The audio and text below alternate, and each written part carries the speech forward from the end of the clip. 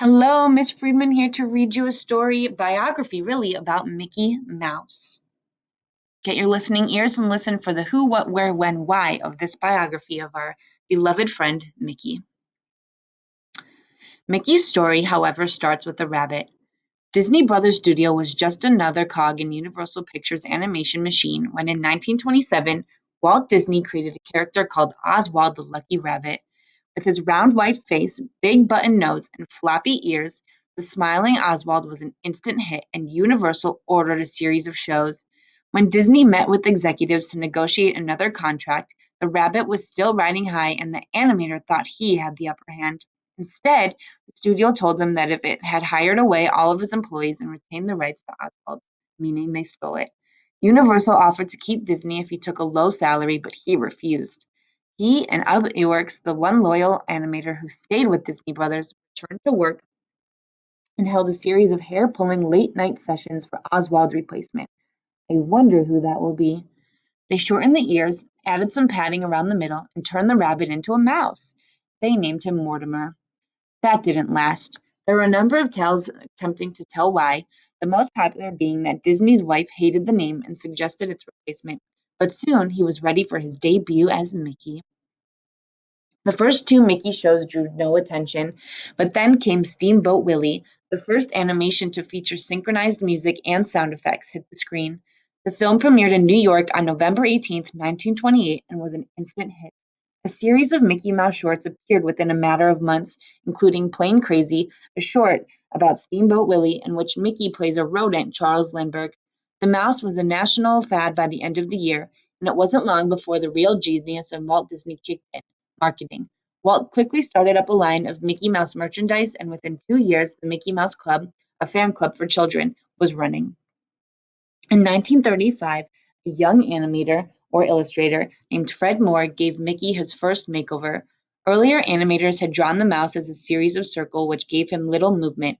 Moore later animated Fantasia Sorcerer's Apprentice segment gave him a pear-shaped body, pupils, white gloves, and a shortened nose to make him cuter, just like the Mickey we see today. Mickey also appeared in color for the first time in 1935. The band's use of Technicolor was so innovative that critics still consider it as a masterpiece. By 1937, Disney Studios was producing 12 Mickey shows a year, with Disney himself providing the mouse's high-pitched voice. Mickey became a football hero, a hunter, a tailor, a symphony conductor.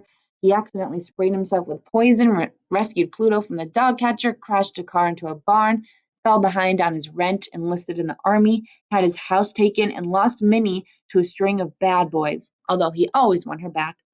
The cartoon's overtones made liberal use of slapstick and puns, and Mickey's close association with children required that he always remain upstanding and moral. By the 1950s, Mickey had Theme Park, a newspaper comic, The Mickey Mouse Club, the hit television variety show that has launched the careers of teen stars from Annette to Justin Timberlake. But soon, Disney feature films like Bambi and Sleeping Beauty began to rake in competition and box offices. The mouse faded away.